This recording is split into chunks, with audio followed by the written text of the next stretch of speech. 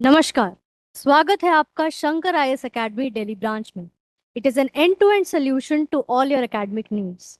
इस मॉड्यूल में हम करंट अफेयर्स डिस्कस करते हैं, डेली एनालिसिस करते हैं और साथ ही साथ प्रीलिम फोकस टॉपिक्स पे भी थोड़ी रोशनी डालते हैं। इस मॉड्यूल को स्टार्ट करने से पहले अगर आपको हमारे ऐसे मॉड्यूल्स पसंद आ रहे हैं तो please like it, please subscribe it. आप इसको अपने दोस्तों के साथ शेयर कर सकते हैं, कमेंट कर सकते हैं, हमें अपना फीडबैक बता सकते हैं ताकि हम इस मॉड्यूल को आपके लिए और बेहतर बना सकें। एक और सूचना मुझे आपको देनी थी कि प्री स्टॉर्मिंग टेस्ट सीरीज चालू होने वाला है सितंबर से। इसकी सबसे खास बात यह है कि आपको इसमें एक्सपर्ट एडवाइस, साथ साथ ही पूरा एग्जाम ओरिएंटेड है और आपका परफॉर्मेंस आप अच्छे तरीके से रेट कर सकते हैं। तो इसलिए इसको एडमिशन्स ले लें ताकि आप एकदम प्रिसाइज वे में अपनी पूरी तैयारी कर सकें। तो चलिए फाइनली स्टार्ट करते हैं। ये सब टॉपिक्स है जो आज हम लोग बात करने वाले हैं, जिनके बारे में सबसे पहला टॉपिक जो हम बात करने वाले हैं वो है इलेक्ट्रॉनिक मोबिलिटी इंडेक्स। इसका अभी रिसेंटली एक रिपोर्ट आया है जिसमें ये पता चला है कि यूपी को लेकर के कुछ बहुत ही पॉजिटिव आंकड़े देखने को मिल रहे हैं, बट उसके कुछ ऐसे चैलेंजेस भी देखने को मिल रहे हैं, तो वो भी हम देखेंगे। दूसरा अगर हम देखें तो वंदे मातरम को जैसे अभी हम लोग ने जाना कि एक नया बिल अभी इंट्रोड्यूस हुआ था, उसमें वंदे मातरम और उसको लेकर के जितने भी रिस्पेक्ट्स हैं, कुछ पनिशमेंट्स उसको स्ट्रिक्ट कर दिए गए हैं, तो इस पे भी हम लोग थोड़ी नजर डालेंगे। तीसरा टॉपिक अगर हम देखें तो जो शुगर की प्राइस है उसमें हमें बहुत ही बड़ा राइज और बढ़ोतरी देखने को मिल रही है। तो ये जो वोलेटिलिटी है पूरे प्राइस का शुगर का, तो ये क्या बात है, इस पे भी हम थोड़ी चर्चाएं करेंगे। और अगर हम लोग फोर्थ टॉपिक देखें तो वुमेन का जो लेबर का जो फोर्स पार्टिसिपेशन है, उसमें भी अर्बन और रूरल को देख करके हमें एक डिफरेंस पता चला है जिसमें एक डिवाइड को दर्शाता है। तो ये क्यों हो रहा है, क्या क्या पॉइंट्स है आपके दिमाग में, ये सब क्वेश्चंस आ रहे होंगे। तो इस चीज को हम लोग स्टार्ट करेंगे और हर मॉड्यूल के अंत में जैसे हर बार हम लोग जैसे प्रीलिम्स फोकस टॉपिक्स के बारे में भी चर्चाएं करते हैं, तो उस पर भी हम थोड़ी रोशनी डालेंगे। शुरू करते हैं आज के पहले टॉपिक से। ये ई व्हीकल से रिलेटेड है और ई व्हीकल्स को लेकर के जितने भी प्री कंसीव नोशंस है वो सब मैं इस मॉड्यूल में आपका तोड़ने वाली हूँ। तो चलिए स्टार्ट करते हैं। सबसे पहले एक आर्टिकल आया है जिसमें ये बताया जा रहा है कि उत्तर प्रदेश का जो इलेक्ट्रिक मोबिलिटी इंडेक्स है, ये बहुत ही ज्यादा पॉजिटिव देखने को मिल रहा है, यानी कि एवरेज से भी ऊपर इसके आंकड़े देखने को मिल रहे हैं। तो इसके क्या क्या मेन है, क्यों ये न्यूज में है, सबसे पहले तो ये देखेंगे। अब न्यूज की जब बात आती है तो यूपी का जो ईवी पॉप पॉलिसी है, ये बहुत सारे ऐसे सेगमेंट्स प्रोवाइड करता है चार्जिंग को लेकर के, एडॉप्टेशन को लेकर के, मैन्युफैक्चरिंग को लेकर के, जो कि बहुत ही ज़्यादा इंपॉर्टेंट है ताकि प्रॉपर तरीके से जो इलेक्ट्रॉनिक व्हीकल्स का जो ट्रांजिशन फेज है, ताकि इलेक्ट्रॉनिक व्हीकल्स का ट्रांजिशन फेज को इंश्योर किया जा सके। तो उस चीज़ को लेकर के जितने भी हम लोग को पॉलिसी में जितने भी प्रोविजंस दिख सकते थे वो दिख रहे हैं। और साथ ही साथ इस पूरे जो रिपोर्ट आया है IEMI टू 2024 के जो भी रिपोर्ट है, इसमें यूपी का 10th रैंक है। बट इसमें साथ साथ में वी कैन सी कि इसमें चार्जिंग रेडीनेस में हमें एक वीकनेस देखने को मिल रही है, ठीक है। और रैपिड इंफ्रास्ट्रक्चर एक्सपेंशन प्रॉपर तरीके से नहीं हो पा रहा है। तो इसके मेन इश्यूज क्या है, ये तो हमारे दिमाग में आ ही रहे होंगे। तो सबसे पहले हम लोग जानेंगे कि इसमें की फैक्ट्स क्या है यूपी को लेकर के। जो भी अभी ये electric vehicle manufacturing and mobility policy जो भी जितना भी यूपी ने अभी लागू करा है 2022 में, तो ये जो पॉलिसी है इसके की फीचर्स क्या है, ये हमारे दिमाग में आ रहा होगा, राइट। तो सबसे पहले 4 अक्टूबर 2022 में, और इसका वैलिडिटी देखा जाए तो 2027 तक इसका वैलिडिटी है, यानी कि इसका टारगेट जो है वो 2027 से है, ठीक है। पहला पिलर की अगर हम बात करें तो ये जो पूरा पॉलिसी है इसका पहला पहला जो पिलर ही है वो ये है कि सबसे पहले जो चार्जिंग इंफ्रास्ट्रक्चर है उसको इंश्योर करना। चार्जिंग इंफ्रास्ट्रक्चर, प्रोवाइडेड इंफ्रास्ट्रक्चर बहुत ज्यादा जगहों पे नहीं देखने को मिलता है, ठीक है। तो सबसे पहला इसका पिलर ही यही था कि चार्जिंग इंफ्रास्ट्रक्चर को उसमें इंक्लूड करना, ठीक है। दूसरा पिलर की अगर बात करें तो इनोवेशन और जो भी एडॉप्टेशन था by public and private, please ये वाला पॉइंट ध्यान से देखिए, क्योंकि अभी जितने भी आंकड़े आए हैं इनसे हमें पता चलेगा कि पब्लिक का जितना पार्टिसिपेशन है ईवी में, उतना ज्यादा पार्टिसिपेशन पब्लिक सेक्टर्स का नहीं देखा जा रहा है, प्राइवेट सेक्टर्स का नहीं देखा जा रहा है। पब्लिक सेक्टर्स का देखा जा रहा है, प्राइवेट सेक्टर्स का नहीं देखा जा रहा उतना कंट्रीब्यूशन। ठीक है, तो हम देख सकते हैं कि सेकंड पिलर जो है वो ये है कि एडॉप्टेशन प्रॉपर तरीके से ई व्हीकल्स का हो सके।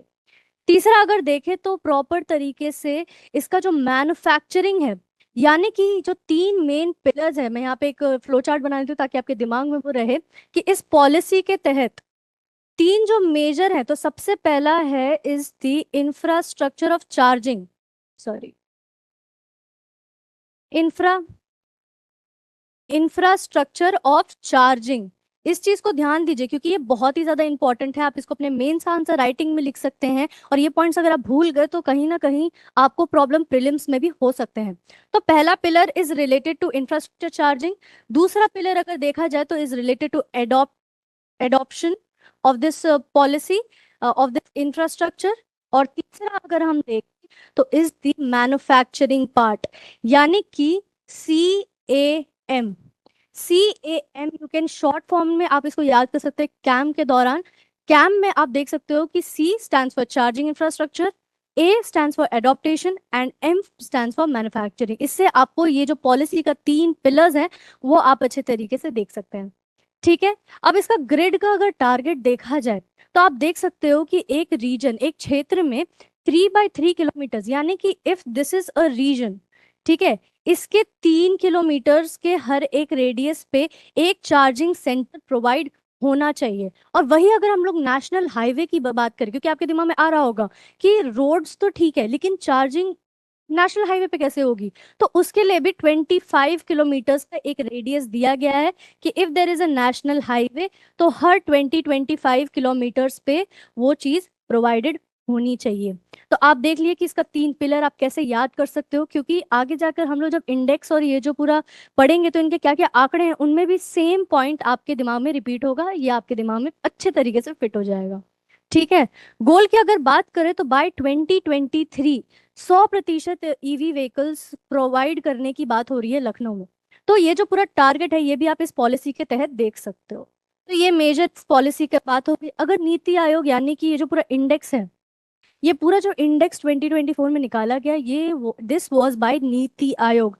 आप ये चीज भूल सकते हो इसलिए मैं इसको फिर से रिपीट करूंगी कि नीति आयोग ने इस पूरे इंडेक्स को निकाला है।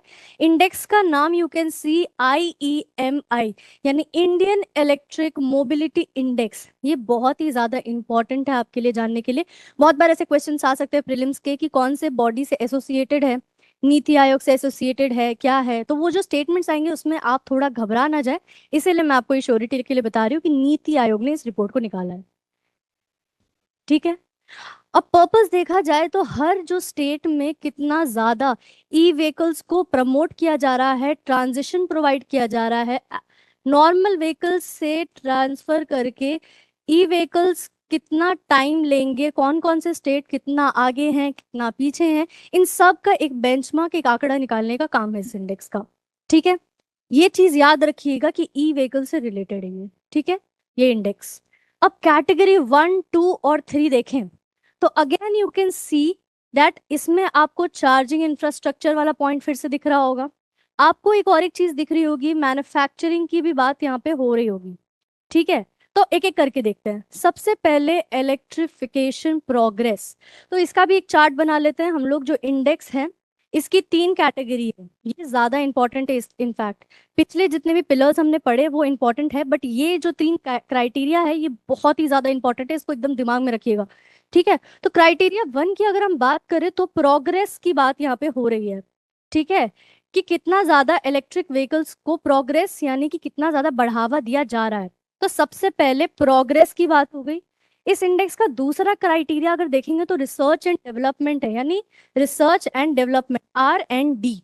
अगर आप तीसरा क्राइटेरिया देखें तो इसमें आप देख सकते हैं कि चार्जिंग इंफ्रास्ट्रक्चर है। ठीक है, तो आप इसको PRC से भी एसोसिएट कर सकते हैं। आप इसको PRC जैसे हमने बहुत जगह, मैंने अगर आपको याद रखना हो इस चीज को, इसका कैसे शॉर्ट फॉर्म बनाया जाए, तो जैसे DRC हम लोग बहुत नॉर्मली कहते हैं, डेमोक्रेटिक रिपब्लिक ऑफ कॉन्गो, वैसा ही आप इसको उस तरीके से एसोसिएट करके पढ़ सकते हैं कि PRC करके कुछ था, progress, R is for research and development and C is for charging. तो आप इसको प्लीज दिमाग में रखिएगा, ये क्राइटेरिया बहुत ही ज्यादा जरूरी है। ठीक है, इसी में आपको क्वेश्चन आ जाएगा और आप भूल भी सकते हैं, इसको कंटिन्यूअसली रिवाइज करें, ये मैं आपको डरा नहीं रही हूँ, बट आप प्लीज इसको अपने दिमाग में रखें। और अगर यूज की बात करें तो ये बेसिकली इंडेक्स है, ये सबसे पहले पॉलिसीज देखता है, कौन कौन से क्राइटेरियाज के हिसाब से इंसेंटिव्स हो रहे हैं, और इंटर स्टेट कंपैरिजन भी किया जाता है ताकि कॉम्पिटिटिव फेडरलिज्म देखा जा सके, अलग अलग स्टेट्स के बीच में कंपटीशन की वजह से प्रोग्रेस देखने को मिल सकता है। यूपी का अगर हम लोग स्कोर्स देखें तो इसका rank was 10th, and basically इसका एवरेज वॉज 39। अगर आप ओवरऑल जब इसका इंडेक्स का आंकड़ा निकला तो वो 39, और ये एवरेज से कितना ज्यादा ऊपर है आप देख सकते हो। Okay, 47 is more than 39 obviously, है ना। एंड यू कैन सी कि ये ऐसे ऐसे आंकड़े हैं। लेकिन इसमें अब अगर हम लोग वीक लिंक की बात करें तो सबसे बड़ा वीक लिंक इस चीज में देखा गया है is the infrastructure of charging. भले ही इस पॉलिसी में इस चीज को लेकर के प्रोविजंस दी हुई हैं, बट इंफ्रास्ट्रक्चर का अगर हम लोग देखें तो चार्जिंग इंफ्रास्ट्रक्चर में सिर्फ 21 पॉइंट्स ही मिले हैं, जो कि एक वीक लिंक को दर्शाता है। अब इस वीक लिंक को अगर देखा जाए तो इसके मेजर मेजर प्रॉब्लम्स क्या हो सकते हैं, आप सोच रहे होंगे इस चीज को लेकर के। इस पॉलिसी में सबसे बड़ा सबसे बैक कमिंग देखा गया है is the lack of proper implementation of this whole policy. जो पॉलिसी अभी हम लोगों ने पढ़ा कि यूपी ने एक पॉलिसी निकाला इन 2020, उस पॉलिसी को अगर हम देखें तो इसका स्ट्रॉन्ग इम्प्लीमेंटेशन में हमें एक बहुत ही बड़ा गैप देखने को मिल रहा है। ठीक है, इस मामले में मैं डिस्कस करूंगी क्यों ये इतना चार्जिंग फैसिलिटीज को लेकर के इश्यूज हो रहे हैं। चार्जिंग फैसिलिटीज इंफ्रास्ट्रक्चर का अगर आप आंकड़े देखें तो ये है मेन रीजन। अगर मैं बता दूं, क्योंकि ये बहुत ही ज्यादा आपको याद करने में भी ज्यादा सहूलियत हो जाएगी। चार्जिंग इंफ्रास्ट्रक्चर को लेकर के सबसे बड़ा इशू ये है कि आपने वो कहानी तो सुनी होगी ना कि अंडा पहले आया कि मुर्गी। वही सेम प्रॉब्लम इस चीज में आप एसोसिएट कर सकते हो। मैं बताती हूँ कैसे। कि जैसे कोई प्राइवेट इंडस्ट्री है, कोई प्राइवेट कंपनी है, वो बोलेगा कि हमें कहाँ से मतलब कंज्यूमर्स मिलेंगे, है ना। हमें तो कंज्यूमर्स मिलेंगे ही नहीं। लेकिन वही अगर कंज्यूमर भी सेम क्वेश्चन पूछ रहा है कि अगर मैंने ई व्हीकल्स ले भी लिए तो मेरे को चार्जिंग पोर्ट तो मिलेंगे नहीं। तो ये जो हमें गैप देखने को मिल रहा है कि प्रॉपर लोगों के प्रेजेंस के वजह से, प्रॉपर ईवी व्हीकल्स ना होने के वजह से चार्जिंग उतने ज्यादा इंफ्रास्ट्रक्चर सेटअप नहीं हो रहे हैं। और चार्जिंग इंफ्रास्ट्रक्चर सेटअप नहीं हो रहा है, इसका सबसे बड़ा इम्पैक्ट पड़ रहा है on the sales of e vehicles. तो वो चीज़ हमें वाइसा वर्सा देखने को मिल जाती है। यही बहुत मेजर रीजन है कि चार्जिंग इंफ्रास्ट्रक्चर नहीं है। ठीक है, और अगर चार्जिंग इंफ्रास्ट्रक्चर होगा भी तो इस वजह से पता है क्या होगा। आप पता है, बहुत इंटरेस्टिंग पॉइंट है ये कि इससे होगा क्या कि जो इलेक्ट्रिसिटी, जो नॉन रिन्यूएबल एनर्जी है, उस पे सबसे ज्यादा असर पड़ सकता है। और वो जो असर पड़ेगा ना, तो उस वजह से भी गवर्नमेंट कुछ ऐसे सब्सिडीज दे रही है उन व्हीकल्स को जो चार्जिंग दिन में करते हैं, ताकि वो सोलर एनर्जी को यूज कर सके। क्या आपको ये बात पता था? बहुत इंटरेस्टिंग फैक्ट है ना। आगे बढ़ते हैं। अब हम लोग बात करने वाले हैं पीएम ई ड्राइव स्कीम की। PM E drive scheme basically इसका जो है, it's a centrally based scheme.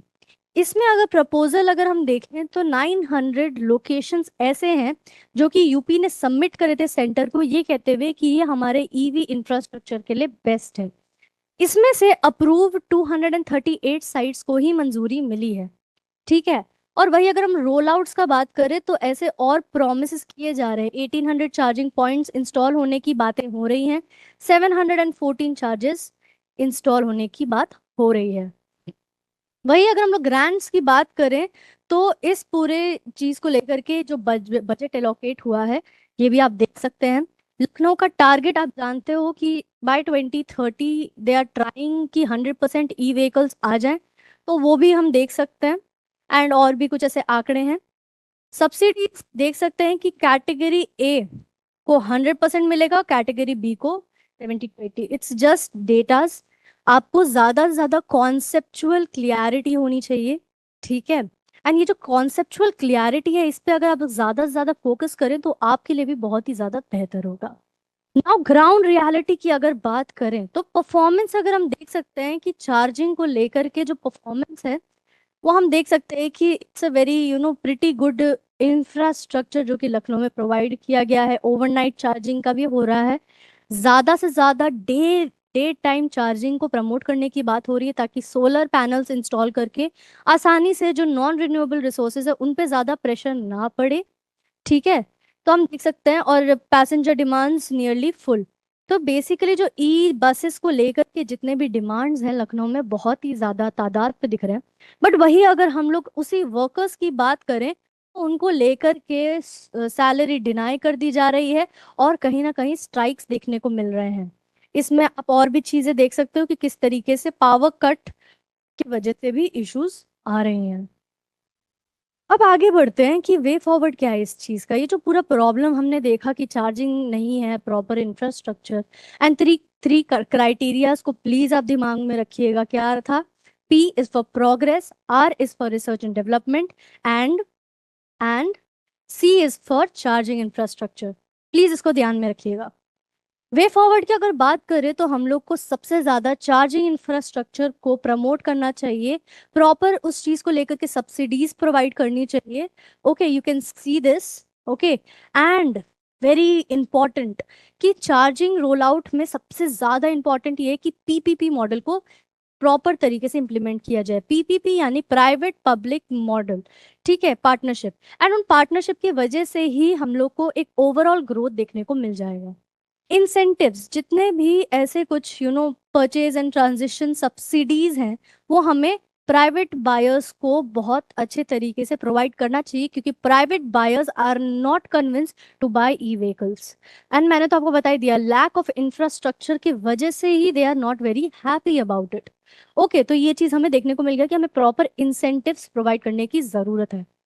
Power backup, हमें ये देखिए, जो सप्लाई और बैटरी को लेकर के जितनी भी इलेक्ट्रिसिटी होनी चाहिए, I would like to repeat this point, कि जितने भी सप्लाई होने चाहिए, बैटरी होनी चाहिए, should be non stop. And वो तभी इंश्योर हो पाएगा जब डे टाइम में सोलर को ज्यादा से ज्यादा प्रोवाइड और ज्यादा से ज्यादा बढ़ो मैंने बढ़ावा दिया जाएगा। तो वो चीज को भी हमें एकदम ध्यान में रखना है। अगर आप इसको वे फॉरवर्ड में लिखोगे अपने मेंस आंसर राइटिंग में, तो आपका जो आंसर है वो बहुत ही ज्यादा अट्रैक्टिव हो जाता है, because you are actually linking infrastructure and economy with environment. तो it's a good thing, right? Grid planning की अगर बात करें तो ये जो पूरा नॉर्म है 3x3 किलोमीटर्स, अगर कोई क्षेत्र में है, अगर हाईवे की बात हो रही है तो 25 किलोमीटर्स, तो ये जो पूरा ग्रिड का है इसको भी प्रॉपर तरीके से इंश्योर करने की जरूरत है। ठीक है, फेयर कॉन्ट्रैक्ट्स बनाने की जरूरत है, जहाँ पे जितने भी लोग ई व्हीकल्स को लेकर के काम कर रहे हैं, जो ड्राइवर्स हो गए, कंडक्टर्स हो गए, या फिर जितने भी लोग हैं जो कि इस इंफ्रास्ट्रक्चर से जुड़े हुए हैं, उन सबको प्रॉपर तरीके से कॉन्ट्रैक्ट बेस में काम करना चाहिए, और उनको कोई भी दिक्कत नहीं होनी चाहिए सैलरी कनेक्शन कलेक्शन में। आपने देखा था वो एग्जाम्पल इन लखनऊ जो हम बात कर रहे थे। और प्रॉपर तरीके से मॉनिटर करने की जरूरत है। इतने लंबे लंबे पॉइंट्स आपको याद रखने की जरूरत नहीं है, मेन मेन पॉइंट्स याद रखिए कि क्या क्राइटेरिया था। साथ साथ में आप ये भी देख सकते हो कि क्या क्या वे फॉरवर्ड है और क्या क्या इश्यूज हमें देखने को मिल रहे हैं। Now there is one question related to this index. पहला अगर हम लोग स्टेटमेंट देखें तो इट्स रिलेटेड टू कि जिसमें इस इंडेक्स को लेकर के it rank states on 3 board criteria including charging infrastructure readiness. तो याद करिए, 3 ऐसे क्राइटेरियाज थे, क्या उसमें चार्जिंग इंफ्रास्ट्रक्चर था? Yes, PRC, C is for charging. दूसरा अगर हम लोग देखें तो Uttar Pradesh is ranked amongst the top 5 states overall in this index. Do you remember कि मैंने 5 रैंक बोला था या उससे कम? The rank is 10th rank. यानी कि ये जो पॉइंट है ये गलत हो जाता है, राइट? आप इस पे सोचिए, अगर आपको कोई कंफ्यूजन है तो आप कमेंट में बताइएगा। तीसरा अगर देखें तो the index score states on both governance initiative and financial incentives. Okay, so this is correct. तो हमारा आंसर हो जाएगा 1, 3, 1। एंड आगे बढ़ते हैं अगले टॉपिक पे। आई होप पिछले वाला टॉपिक आपको थोड़ा इंटरेस्टिंग लगा होगा, इस टॉपिक को और इंटरेस्टिंग बनाने की कोशिश करते हैं। तो वंदे मातरम को लेकर के बात सब हो रही है, ठीक है। इस पूरा एक आर्टिकल लिखा गया है जिसमें Vande Mataram and right to dissent. Dissent का मतलब होता है the right to not speak, the right and the protection. ये चीज हम लोग आगे जाके देखेंगे, ठीक है। वंदे मातरम के बारे में मैं आपको बहुत ही एक इम्पोर्टेंट पॉइंट बोलना चाहती हूँ, सॉरी, बहुत ही एक इम्पोर्टेंट पॉइंट बोलना चाहती हूँ मैं, कि Vande Mataram is actually a national song. Okay, it is not a national anthem. ये एक नेशनल सॉन्ग है। अब आप लोग सोच रहे होंगे कि इसका कॉन्स्टिट्यूशनल कोई बेसिस है कि नहीं, एंड बहुत ही ज्यादा इंपॉर्टेंट है हमें ये भी जानने के लिए, क्योंकि ये ऐसे क्वेश्चंस आ भी सकते हैं। तो बहुत ही इंटरेस्टिंग बात ये है कि यूजुअली इस चीज को बढ़ोतरी देने के लिए और थोड़ा प्रोटेक्ट करने के लिए, रिस्पेक्ट इंश्योर करने के लिए, ये फंडामेंटल राइट्स में यानी कि आर्टिकल 51A में ऐसे कुछ ऐसे दिए हुए हैं जिसमें नेशनल फ्लैग और नेशनल एंथम को रिस्पेक्ट करने की बात हो रही है। बट वही अगर हम लोग नेशनल सॉन्ग का इसमें वैलिडिटी देखने की कोशिश कर रहे हैं, तो ये चीज फंडामेंटल ड्यूटीज में नहीं है। Please remember this point. आपका ये प्रीलिम्स में क्वेश्चन आ सकता है जिसमें आप ना कंफ्यूज हो सकते हो कि क्या फंडामेंटल राइट में था, क्योंकि एंथम तो है, फ्लैग तो है, क्या सॉन्ग भी इंक्लूडेड था? तो नहीं, आर्टिकल 51A में वो चीज नहीं इंक्लूडेड है। ओके, इस चीज को ध्यान रखते हुए अब हम लोग ट्राई करते हैं, स्टार्ट करते हैं। हिस्टोरिकल अगर हम लोग देखें तो सबसे पहले बंकिम चंद्र चट्टोपाध्याय ने इसकी शुरुआत की, इसको लिखा इन 1875 टिल 1880 में इसका क्रिएशन हुआ। ठीक है, और अगर एंड इंक्लूडेड इन आनंद मठ। ठीक है, इस चीज को याद रखिएगा, ये थोड़ा फैक्चुअल है। ठीक है, ये आपका क्वेश्चन में आ सकता है। दूसरा अगर देखा जाए तो अगर 1896 में देखें तो टैगोर ने इसको इंडियन नेशनल कांग्रेस के कोलकाता के एक इसको इसको एक पॉलिटिकल सिग्निफिकेंस दिया। ठीक है, वंदे मातरम को पॉलिटिकल सिग्निफिकेंस 1896 में मिला, एंड ये जो पॉलिटिकल सिग्निफिकेंस है ये रविंद्रनाथ टैगोर ने इंश्योर करा। ठीक है, अगर वही हम लोग स्वदेशी मूवमेंट की बात करें जो 1905 में है, तो वंदे मातरम के नारे लगाए गए और अपना जो मत है उसको सामने रखा गया। ठीक है, तो ये भी बहुत ही ज्यादा इंपॉर्टेंस यहाँ रखता है। और वही वंदे मातरम का अगर हम लोग एक नेशनलिस्ट सिंबल देखें तो कॉन्स्टिट्यूएंट असेंबली ने सॉरी, तो अगर हम लोग देख सकते हैं तो ये जो मैडम बिकाजी कामा फ्लैग है, इस चीज में भी इसको फीचर किया गया था। वही अगर हम लोग कांग्रेस की कॉम्प्रोमाइजेस में देखें तो first two stanza were adopted. First two stanza, अब आप सोच रहे होगे कि पहला दो ही क्यों, दूसरा आगे क्यों नहीं? तो बेसिकली अगर आप वंदे मातरम को देखें तो इसके पूरे सॉन्ग में दो स्टैंजास बहुत ही ज्यादा सेक्युलर है, लेकिन वही अगर तीसरे और चौथे पे देखें तो उसमें कुछ हिंदू भगवान के कुछ ऐसे नेम्स लिए गए हैं जो कि किसी और रिलीजियस को सेंटिमेंटली हर्ट कर सकती है। तो इसलिए इंक्लूसिव इंश्योर करने के लिए सिर्फ दो स्टैंजास को लिए गए थे। Please keep this in mind. Okay, this is also very important and a very interesting fact if you see it that way. ठीक है, और वही 1950 में कॉन्स्टिट्यूएंट असेंबली ने इसको और जनगण मन को अच्छे तरीके से मंजूरी दे दी। ठीक है, एंड एक इक्वल ऑनर प्रोवाइड करने की बात भी की गई। इस चीज को याद रखिएगा कि वंदे मातरम जो सॉन्ग है इसमें दो स्टैंजा के बाद हिंदू भगवानों के कुछ ऐसे नाम हैं जो कि थोड़े से कंट्रोवर्शियल हो सकते हैं, इसलिए पहले दो स्टैंजा को ही मान्यता दी जाती है। ना prevention of insult of national honour, this is the bill जो कि अभी अमेंड हुआ। इसका लीगल प्रोटेक्शन अगर देखा जाए तो वंदे मातरम को एक स्टैट्यूटरी प्रोटेक्शन प्रोवाइड करता है, यानी कि एक लीगल बैकिंग मिल जाती है वंदे मातरम को। ठीक है, जो कि सेम एंथम, फ्लैग और कॉन्स्टिट्यूशन को है। यानी नेशनल सॉन्ग अब जो है it is very much equivalent to the anthem, flag and the constitution. इसको आप याद कर सकते हो ऐसे कि सॉन्ग है, एंथम है, फ्लैग है और कॉन्स्टिट्यूशन है। तो इसको भी आप ऐसे कुछ ऐसे शॉर्ट फॉर्म्स आप बना सकते हो जो आपके लिए कन्वीनियंट हो। अगर हम लोग क्रिमिनलाइजेशन की बात करें तो इसके ना दो पहलू हैं। मैं आपको ये बता देना चाहती हूँ कि इसके दो पहलू हैं कि अगर कोई ग्रुप ऑफ द पीपल या फिर कोई असेंबली में ये गाना गाया जा रहा है और एक कुछ ऐसे लोग हैं जो बस खड़े हो गए और कुछ ऐसा डिस्टर्ब नहीं कर रहे हैं, कुछ डिस्टर्ब नहीं कर रहे हैं, तो उनके खिलाफ ऐसी कोई भी एक्शंस नहीं लिए जाएंगे because they are not disrespecting the national song. But वही अगर कोई इंसान खड़े होकर के उस असेंबली में जब ये गाना बज रहा है या लोग गा रहे हैं तो उस बीच में कुछ ऐसा डिसरप्शन कर दिया या चिल्लाने लग गए, तो वो जो डिसरप्शन है उस वजह से उन पे क्रिमिनलाइजेशन यानी पनिशमेंट्स उन्हें मिल सकती है। ठीक है, तो ये दो पहलू आप याद रखिएगा कि इसका ये मतलब नहीं है कि अगर आप गाना नहीं गा रहे हैं तो वो डिसरिस्पेक्ट हो जाएगा। आपको बस डिसरिस्पेक्ट नहीं करना है उस सॉन्ग को, ठीक है, ताकि लोगों के सेंटिमेंट को, नेशनलिज्म को हर्ट ना हो। ठीक है। अगर हम लोग क्रिमिनलाइजेशन का देखें तो 3 साल का जेल है और फाइन हो सकता है, या फिर दोनों भी हो सकते हैं, रिगार्डिंग ऑन कितनी बड़ी जुर्म है वो। ठीक है। एंड वन, अगर आप रिपीट, अगर ऑफेंस की बात हो रही है तो मैक्सिमम 1 साल का इम्प्रिजनमेंट हो सकता है और कन्विक्शन हो सकता है। तो ये पूरा लीगैलिटी थी इस चीज की, इस पूरे बिल की।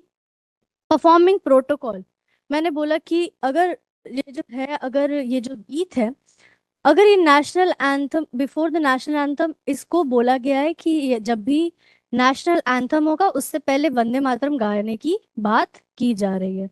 ठीक है। और नेशनल की अगर बात, रैशनल की अगर बात करें तो इसको इक्वल ऑनर दिया गया है जनगण मन का। यानी जनगण मन जो है वो एक्चुअली में इक्वल, सॉरी, वो एक्चुअली में इक्वल है वंदे मातरम के। यही चीज इस पूरे हम लोग ने पढ़ा, इस पूरे प्रोविजंस ये जो दिए गए हैं। No, what is the controversy? ठीक है, मेजर कंट्रोवर्सी, और बीच में एक ऐसा केस भी हुआ जिसमें 3 ऐसे स्कूल के बच्चों ने इस गीत को नहीं गाया, बस खड़े थे वो, क्योंकि उन्हें लगा कि उनके रिलीजियस सेंटिमेंट को हर्ट करेगा, इसीलिए उन्होंने नहीं गाया, बट उन्होंने कोई भी डिसरिस्पेक्ट नहीं किया। और उस चीज को लेकर के सुप्रीम कोर्ट में एक ऐसा पूरा एक केस भी हुआ। तो उसी को लेकर के यू कैन सी दिस कि compulsory participation versus freedom of concise. Concise यानी कि आप अपना कैसे आप अपने रिलीजियस को प्रैक्टिस कर सकते हो, रिलीजन को प्रैक्टिस कर सकते हो, उससे रिलेटेड है ये। ठीक है। तो इसमें वही कंफ्यूजन की गई कि क्या सबको इस गाने को गा सकते हैं, या ऐसा भी हो सकता है कि कुछ लोग इसको ना भी गाएं। पूरी कंट्रोवर्सी इसी चीज को लेकर के है। And later stanzas contain reference of Hindu deities, मैंने बताया हिंदू के ऐसे कुछ गॉड्स के नाम हैं जो कि रिलीजियस सेंटिमेंट किसी भी इंसान के हर्ट कर सकते हैं। फंडामेंटल राइट की अगर बात की जाए तो right to speech, right to freedom of speech और राइट टू रिलीजन, अगर देखा जाए तो इन दोनों के बीच में क्लैशेस देखने को मिल रहा था। ठीक है। इसी में अमेंडमेंट ने बेसिकली इंटेंशनल प्रिवेंशन और डिस्टरबेंस को प्रॉपर तरीके से हाईलाइट किया। ये कहा कि अगर कोई भी डिस्टर्ब या कुछ प्रॉब्लम क्रिएट करेगा तो उस चीज को लेकर के है। ठीक है। ये बाउंड्रीज प्रॉपर तरीके से इंश्योर की गई, यानी कि गवर्नमेंट इस चीज को लेकर के बहुत ही ज्यादा स्ट्रिक्ट तो है, but at the same time you can see this कि किस तरीके से फंडामेंटल राइट्स और इस चीज का क्या वैलिडिटी है इस पूरे इसमें। वही अगर हम लोग right to dissent in India देखें तो इस प्रोविजंस हैं, इसमें क्या क्या प्रोटेक्टेड है और क्या क्या प्रोटेक्टेड नहीं है, इस पे भी हम थोड़ी देखते हैं। तो सबसे पहले जो साइलेंट डिसएग्रीमेंट है वो चीज हो सकती है, आप बस डिसरिस्पेक्ट मत करो, ये चीज इसमें कहा गया है। Not to participate peacefully, choosing not to participate is a option. आप इसको नहीं भी गा सकते हो, बस आपको मतलब you don't have to disrespect it. And वही चीज इसमें देखा गया कि कौन से प्रिंसिपल को they are trying to ensure. ठीक है। वही अगर हम लोग देखें जनरली प्रोटेक्टेड, यानी कि अगर थोड़ा सा डिसएग्रीमेंट शो हो भी रहा है, peacefully expressing your objection is is still protected.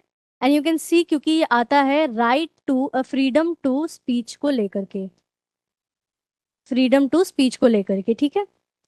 With subjected to reasonable restrictions. अगर आपने पॉलिटिक पढ़ी होगी तो आपको पता होगा कि इसके रीजनेबल रिस्ट्रिक्शंस क्या हैं। तो मैं आपको एक होमवर्क देती हूँ, आप प्लीज इसको ध्यान से सुनिएगा कि जो राइट टू फ्रीडम है उसमें कौन कौन से ऐसे प्रोविजंस दिए हुए हैं, उनके क्या रीजनेबल रिस्ट्रिक्शंस हैं।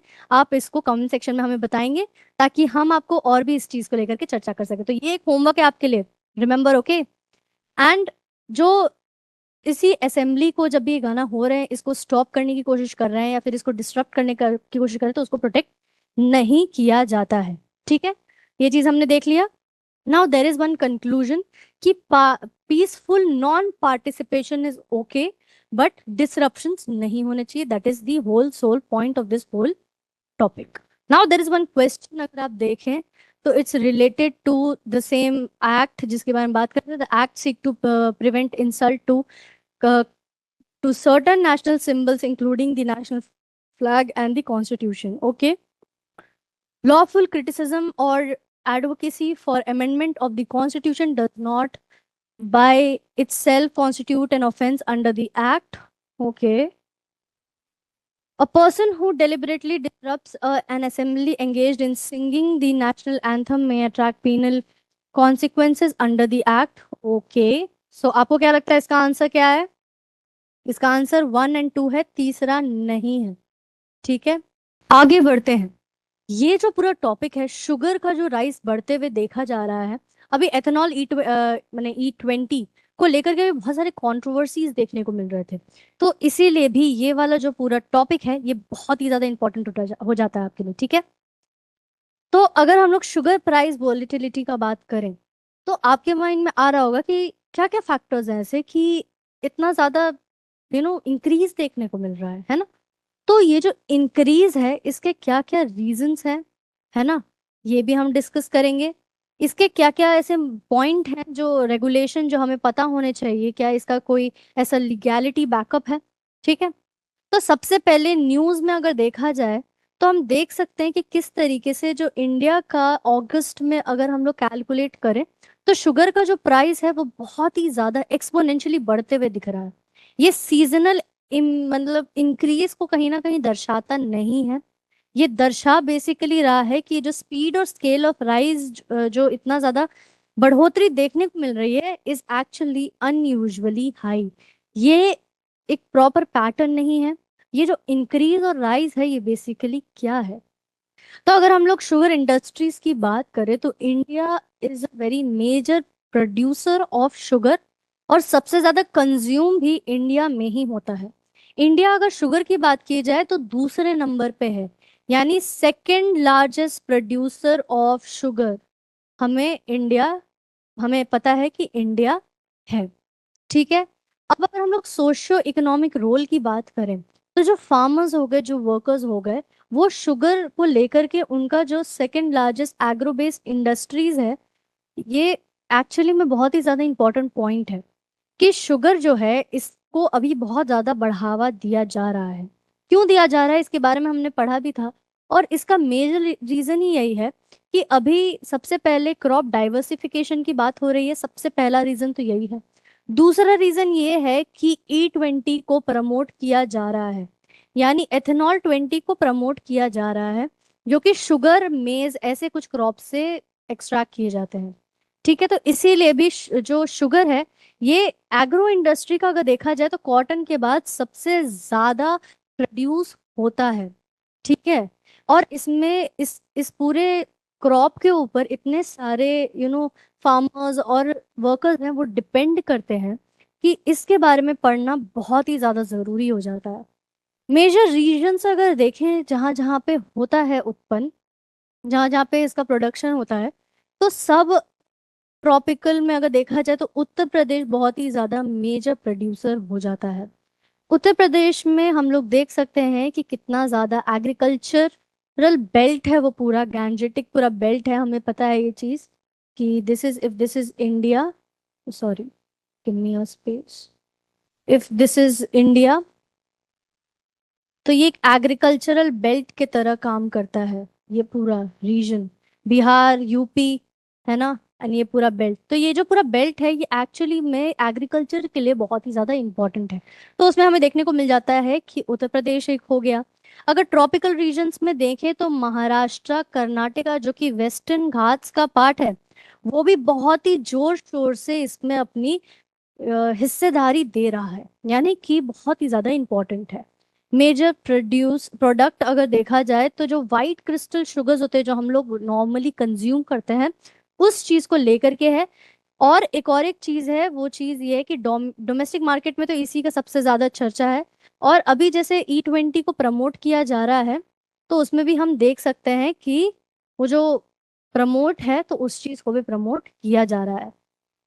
डुअल आउटपुट की अगर हम बात करें, this is very important point, कि जो अभी शुगर मिल्स हैं उनके ऊपर पूरा वेटेज पड़ जाता है शुगर बनाने का, और उनके ऊपर सबसे ज्यादा वेटेज पड़ जाता है एथेनॉल को भी प्रोड्यूस करने का। कुछ लोगों का ये भी कहना है कि ये जो दो इंश्योर हो रहा है वो शुगर मिल्स मिल्स के थ्रू, इसको भी हम इस चीज से कनेक्ट कर सकते हैं कि शुगर के through it is connected to food security. और वही अगर हम लोग इथेनॉल को करें तो it is connected to energy security. यानी कि अगर शुगर का थोड़ा सा भी प्राइस ऊपर नीचे होता है तो इस वजह से ये हमारे फूड सिक्योरिटी पे भी बहुत बड़ा एक बाधा बन सकता है, और साथ ही साथ हमारे एनर्जी सिक्योरिटी पे भी एक बहुत बड़ा क्वेश्चन मार्क लग सकता है। तो अगर शुगर इंडस्ट्री का इंडिया के बारे में हम लोगों ने डिस्कशन कर लिया, अब इसके क्या रेगुलेशंस हैं, है ना, क्योंकि एग्जाम में इसी टाइप के क्वेश्चंस पूछे जाते हैं कि क्या रेगुलेशन बैकअप है कि नहीं, स्टैट्यूटरी बैकअप है कि नहीं। तो अगर हम लोग मेन कमोडिटीज की बात करें जिसमें इसका जो प्रोडक्शन है, सप्लाई है, मैन्युफैक्चरिंग है, ये सारे सेक्टर्स जो जिसमें इंक्लूड होते हैं, वो इंक्लूड होता है एसेंशियल कमोडिटी एक्ट में। ठीक है, 1955 में। ये जो पूरा एक्ट है now it has a statutory backing, क्योंकि ऐसे ही क्वेश्चंस यूपीएससी पूछता है कि if is there is a statutory backing to this sector, ऐसे करके क्वेश्चंस आ सकते हैं यूपीएससी में। और आपको इसी सब के वजह से आप कंफ्यूज हो जाते हो कि स्टैट्यूटरी क्या है ना। स्टैट्यूटरी बेसिकली ये है कि there is a an act to back it up. ठीक है। वही इंडस्ट्री डेवलपमेंट एंड रेगुलेशन की बात करें, जहाँ पे इसका जो शुगर मिल का इंडस्ट्रीज सेटअप हो गए, उनके लाइसेंस हो गए, उनके लोकेशंस हो गए, ये सब से रिलेटेड जितने भी पेपर वर्क होते हैं वो इस एक्ट के तहत होते हैं। यानी कि अगर कमोडिटी की बात करें, जहाँ पे प्रोडक्शन की बात हो रही है, सप्लाई की बात हो रही है, तो वहाँ उस चीज के लिए एक अलग एक्ट है। और इस चीज एंड जब भी बात होती है लाइसेंसिंग की, लोकेशन की, किसी भी मिल की, तो वो एक अलग एक्ट में ही आ जाता है। इस चीज को लेके आपको कंफ्यूजन हो सकता है, ठीक है, कि क्या production was can be associated with industry, है ना, तो क्या इंडस्ट्री से ये होगा, ये क्वेश्चन आपके माइंड में आएगा। और ये जो क्वेश्चन है इसी को अभी मैं एकदम क्लियर कर देना चाहती हूँ कि दो एक्ट है। इसमें प्रोडक्शन सप्लाई की जब भी बात आएगी तो कमोडिटी वाला एक्ट होगा, और इसमें जब भी मिल की कोई लाइसेंसिंग लोकेशन की बात आएगी तो it would be connected to the industries. Please remember this point, इसमें आप गलत कर सकते हो एग्जाम में। ओके। की ऑर्डर्स की अगर बात करें तो इसमें एक ऑर्डर ये चीज दिया गया है जिसमें कोटास को रिलीज किया गया और डिजिटल स्टॉक्स को मॉनिटर करने की बात हुई। एक और ऑर्डर हुआ 2026 में जिसमें एफआरपी, ये आप लोग इकोनॉमिक्स में पढ़ोगे इन डेप्थ में, अभी बहुत टाइम लग जाएगा इसलिए मैं इसको पूरी तरीके से कवर नहीं कर रही हूँ। अगर आपको इसको लेकर के डिटेल्स चाहिए तो आप हमें बता सकते हैं, हम इसके ऊपर भी डिटेल्स में बता देंगे आपको। तो एफआरपी हो गया, केन रिजर्वेशन हो गया, इथेनॉल डाइवर्स फ्रेमवर्क हो गया, इस चीज को लेके एक अलग ऑर्डर आई। यानी ये इसका पूरा रेगुलेटरी बैकअप है। वाई शुगर प्राइस राइज, ये बहुत ही ज्यादा इंपॉर्टेंट क्वेश्चन है क्योंकि ये पूरा मॉड्यूल ही इस पे डिपेंडेंट है कि शुगर के प्राइस आखिर बढ़ क्यों रहे हैं, क्या हो रहा है ऐसा। सबसे पहले तो ये हो रहा है कि क्लाइमेट चेंज, एल नीनो के वजह से, बारिश कम होने के वजह से इसका जो प्राइस है वो बहुत ही, उसका जो डिमांड है वो कम होते चला जा रहा है। यानी कि डिमांड नहीं, इसका जो सप्लाई है यानी कि इसका जो प्रोडक्शन है वो कम होते चला जा रहा है, डिमांड ज्यादा पे है। तो डिमांड और सप्लाई के बीच में एक हमें डिसरप्शन देखने को मिल जाती है। ठीक है। वेदर इरेगुलरिटी की वजह से प्रोडक्टिविटी घट रही है, ये एक बेसिक सा कॉन्सेप्ट है। ठीक है। फेस्टिव डिमांड की अगर बात करें, ये इनफैक्ट कनेक्टेड है इस पॉइंट से जिसमें ये चीज बताया गया, होवरिंग एंड स्पेकुलेशन, इसमें बेसिकली ये है, मैं इसीलिए पॉइंट आउट कर रही हूँ ताकि आप पीपीटी को भी रेफर कर सको। बट इसका मेन ये है कि जैसे इफ आई एम मिठाई वाला, फॉर एग्जाम्पल मैं एक मिठाई वाला हूँ, ठीक है, और मुझे पता है कि अभी कुछ ऐसे फेस्टिवल्स आने वाले हैं, रक्षाबंधन आने वाला है, फिर कुछ महीनों में दिवाली आ जाएगी, तो ये सब कुछ ऐसे फेस्टिव सीजन जैसे आने लगते हैं। मैं क्या करूंगी मिठाई वाला के रोल पे, मैं क्या करूंगी कि मैं शुगर को बल्क में ले लूंगी, क्योंकि मिठाइयाँ तो सबसे ज्यादा खाते हैं इंडियंस, है ना, हम तो ये जानते ही हैं। तो मिठाई वाले के नाम पे मैंने बहुत सारे एकदम स्टॉक में, जितना मुझे कंजम्पशन चाहिए भी नहीं, जितना मुझे चाहिए भी नहीं, उससे ज्यादा मैंने अपने स्टॉक में ले लिया भर भर के, ताकि मुझे जो मेरा जो फेस्टिव सीजन आ रहा है उसके डिमांड्स को फुलफिल कर सकूं मैं, और इरेगुलरिटी जो प्राइस को लेकर के है उसको भी मैं ना अवॉइड कर सकूं, थोड़ा सा बिजनेसमैन हूं, है ना। तो वो चीज को लेकर के मैंने जो बल्क में लिया, तो जो जितना भी सप्लाई था उसके में तो कम, यू कैन सी दिस कि there is a number in the, there is a reduce in the number. आप देख सकते हो कि किस तरीके से जो एक्चुअली में सप्लाई के जितने भी बफर में रखे गए होंगे वो तो कम हो जाएंगे। तो जो एक्चुअल लोगों को नीड है वो लोगों को तो मिल नहीं पाएंगे, क्योंकि मैंने तो सब एकदम इकट्ठा कर लिया अपने लिए। तो वो बहुत ही ज्यादा इंपॉर्टेंट हो जाता है कि फेस्टिव सीजन की डिमांड को फुलफिल करने के लिए मैंने ओवर स्टॉकिंग कर दी। एंड उसी ओवर स्टॉकिंग की वजह से क्या हुआ कि जो बाकी लोगों को चाहिए था उसमें सप्लाई में कम हो गया। एंड जो सप्लाई में अगर कम हो गया, नंबर्स में कम हो गया, तो उस वजह से उसके प्राइस बढ़ गए क्योंकि डिमांड ज्यादा है। You can see how everything is so much connected. ठीक है। वेदर डैमेज हमें पता ही है। और इस वजह से सप्लाई कम होने के वजह से ग्लोबल में हम लोग ज्यादा प्रोवाइड नहीं कर पा रहे, ज्यादा प्रोवाइड नहीं कर पा रहे, तो उस वजह से भी हमें ग्लोबल सप्लाई कंस्ट्रेन देखने को मिल रहा है, जिसके वजह से इसके प्राइस में राइज देखने को मिल रहा है। ठीक है। This was the major reasons. अब एथेनॉल और शुगर को लेकर के जो कंट्रोवर्सी है, इसमें बहुत चर्चाएं हो रही हैं। हमें पता है ना, E20 को बहुत लोग नकार रहे हैं, उसको रिजेक्ट कर रहे हैं। तो इसी में ऑपोजिशन का अगर आर्ग्यूमेंट देखें तो E20 जो है एथेनॉल ब्लेंड पॉलिसी को लेकर के बहुत ही ज्यादा क्रिटिसाइज करते हुए ऑपोजिशन ये कहता है कि जो डाइवर्स हो रहा है sugar cane, basically sugar cane को मिल में डाला, दो आउटकम निकले, एक शुगर एक इथेनॉल। अब जैसे ये एक मिल है, इसमें निकला है शुगर, इसमें निकला इथेनॉल, और इथेनॉल को बहुत ही ज्यादा प्रमोट किया जा रहा है। तो इस वजह से ऑपोजिशन का ये कहना है कि शुगर का इसमें जो आउटपुट होना चाहिए वो कम हो जा रहा है क्योंकि इथेनॉल को बढ़ावा दिया जा रहा है। तो ये पूरा मुद्दा है ऑपोजिशन का। ठीक है। वही अगर हम सेंटर की बात करें तो सेंटर ने जो शुगर डाइवर्सिफिकेशन है फॉर एथेनॉल उसको गिरा दिया है परसेंटेज में, ताकि शुगर का जो सप्लाई है वो कम ना हो। ठीक है। तो ये गवर्नमेंट का स्टैंड है।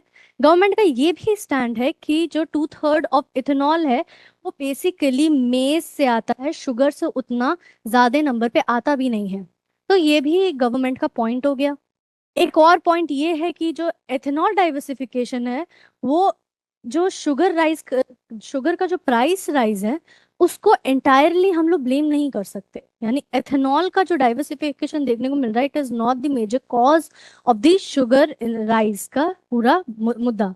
तो ये गवर्नमेंट का पॉइंट है कि मेज is actually the main thing. ये चीज आपके इसमें आ सकता है कि what government think and what is going on, है ना। फार्मर का अब आर्ग्यूमेंट अगर हम देखें तो फार्मर, ये बहुत ही ज्यादा इंपॉर्टेंट स्लाइड है, इस पे थोड़ा एकदम जितना भी कंसंट्रेशन भटक रहा है उसको वापस लेके आइए। और एंड इसमें मैं आपको बताऊंगी कि फार्मर जो ये है वो ये दावा करते हैं कि जितना भी सप्लाई है वो इनफ है। ये फार्मर का कहना है कि जितना भी सप्लाई है वो एडिक्वेट है, वो इनफ है। ठीक है। लेकिन हो क्या रहा है कि ज्यादा होवरिंग की वजह से, यानी बफर स्टॉक को भरने की वजह से, लार्ज ट्रेडर्स, रिटेलर्स हो गए, ये अपना स्टॉक भर लेते हैं अहेड ऑफ फेस्टिव सीजन। जैसे मैंने आपको बताया, अगर मैं मिठाई वाला होते वाला एग्जांपल याद रखिएगा। ठीक है। आपको हंसी भी आ रही होगी। ठीक है। तो इसमें अगर हम लोग रिजल्ट अगर देखें तो जो ये आर्टिफिशियल स्कैरसिटी बनाई गई है, ताकि क्यों बनाई गई है, कैसे बना है, क्योंकि एक स्टॉक है उसको पूरा भर लिया गया है ताकि फेस्टिव सीजन के दौरान में ना उनको ज्यादा से प्राइस राइज देखना ना पड़े। तो जो बफर है, जो सप्लाई में जो घट रहा है, उस वजह से प्राइस राइज देखा जा रहा है। यही पूरा सिनेरियो है इस चीज को लेकर के, और यही मानना फार्मर्स का भी है। ना गवर्नमेंट मेजर, इसमें गवर्नमेंट क्या कर रही है। तो सबसे पहले जो शुगर का इंपोर्ट है उसमें उसको ज्यादा किया जा रहा है, ताकि क्योंकि इंडिया का कंजम्पशन भी उतना ही बड़ा है जितना वो प्रोड्यूस करता है। ठीक है। एंड सप्लाई अगर सरप्लस नहीं है तो उस वजह से एक्सपोर्ट नहीं हो सकता, तो इंपोर्ट करना पड़ेगा क्योंकि कम देखा जा रहा है। तो एक इंपोर्ट करने की बात हो रही है, स्टॉक को एक लिमिट पे डालने की बात हो रही है ताकि ओवर स्टॉकिंग ना हो जाए, जिसके वजह से मार्केट जो है उसमें हमें स्कैरसिटी देखने को ना मिले सप्लाई की। एंड वही चीज बल्क कंज्यूमर की हो गई, वही रिटेलर्स जो बड़े बड़े ट्रेडर्स होते हैं उसी को लेकर के सेम पॉइंट है। सेम चीज है, आपको बस अलग अलग हेडिंग्स में ना उसको समझाना होगा ना, तो उस वजह से आपका जो मेंस को लेकर के आंसर राइटिंग है वो बहुत ही प्रेसाइज वे में हो सकता है। ठीक है। Now there is one question इसमें, अगर हम लोग it is related to the topic we just studied. अगर पहले की बात करें तो India is the largest producer and is a consumer of sugar. So largest तो नहीं है, सेकंड लार्जेस्ट है। ठीक है। तो पहला गलत हो जाता है। दूसरा अगर देखें तो Uttar Pradesh is a major sugar producing state. हमने पढ़ा था सब ट्रॉपिकल एरिया जो कि उत्तर उत्तर प्रदेश है। The sugar industry is completely, अब जब भी कोई स्टेटमेंट में कंप्लीटली, ओनली, एक टिप है, मैं बताना चाहती हूँ आपको कि देर इज दिस एडवाइस कि कंप्लीटली हो गया, ओनली हो गया, जब भी ऐसा कोई स्टेटमेंट है वो 90% ऐसा चांसेस होता है कि वो गलत ही होगा। तो 90% अगर चांसेस फिर भी आप पूरा पढ़ लोगे, हो सकता है ये सही भी हो, है ना, इसलिए मैंने 90% बोला है, 100% नहीं बोला है। ठीक है। तो यू कैन सी दिस कि tropical regions due to its favourable climate condition, so no, क्योंकि उत्तराखंड खुद सब ट्रॉपिकल में आता है। तो दैट इज द पॉइंट यहाँ पे। तो our answer is only one. आगे बढ़ते हैं, अगर हम बात करेंगे कि अब नया जो टॉपिक जो आज हम बात अभी करने वाले हैं वो है रूरल अर्बन डिवाइड को लेकर के, यानी फीमेल का जो लेबर पार्टिसिपेशन रेट है वो हमें किस तरीके से वेरिएशन देखने को मिलता है अगर हम लोग रूरल और अर्बन को कंपेयर करें तो ये पूरा आर्टिकल इसी चीज को लेकर के है, जिसमें पीरियोडिक लेबर, यहाँ पे पी आएगा, पीरियोडिक लेबर फोर्स सर्वे ने बेसिकली यही बताया कि जो अर्बन एरियाज है उसमें हम लोग देख सकते हैं कि 40 से लेके 30, अगर 30 था तो 40% बढ़ा है, यानी कि इंक्रीज हुआ है पार्टिसिपेशन फीमेल का, जो कि बेसिकली रूरल एरियाज में ये इंक्रीज देखने को मिल रहा है। अर्बन एरियाज में इंक्रीज देखने को नहीं मिल रहा है। अब ये क्वेश्चन हमारे माइंड में आ चुका है कि अर्बन एरियाज में क्यों नहीं है ना? अर्बन एरियाज में तो बढ़ना चाहिए, female women empowerment and everything. तो सिर्फ वुमेन एम्पावरमेंट ही इंपॉर्टेंट नहीं होता, और भी ऐसे सेगमेंट्स होते हैं, वो चीज हम लोग देखेंगे। ठीक है। तो स्टेट वाइज एएपी अगर हम लोग देखें, this is actually mode of calculation, होता नहीं है, अलग अलग ऐसे मोड होते हैं, ऐसे मेजरमेंट्स होते हैं। तो एएपी बेसिकली कंपैरेटिव स्टडीज को दर्शाता है, यानी कितने लेवल पे इंक्रीज हुआ। ठीक है। एएपी पॉजिटिव भी हो सकता है, नेगेटिव भी हो सकता है, इसका जो पूरा कॉन्सेप्ट है हम लोग पढ़ेंगे। ठीक है, ये मैं बताऊंगी, बहुत इंटरेस्टिंग पॉइंट है ये, और बहुत ही ज्यादा इंपॉर्टेंट भी है, इंटरेस्टिंग के साथ साथ इंपॉर्टेंट भी है। Must be assisted along baseline participation. Baseline participation क्या है, एएपी क्या है, ये सर्वे क्या है, ये सब क्वेश्चन आ रहा होगा, क्या सब पढ़ा रहे हैं, है ना?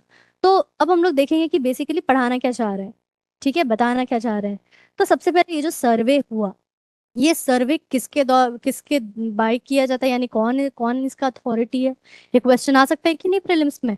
इसीलिए पढ़ा रहे हैं आपको कि ऐसे कुछ ऐसे फैक्ट्स हों जो आपके लिए बहुत इंपॉर्टेंट हो। ठीक है।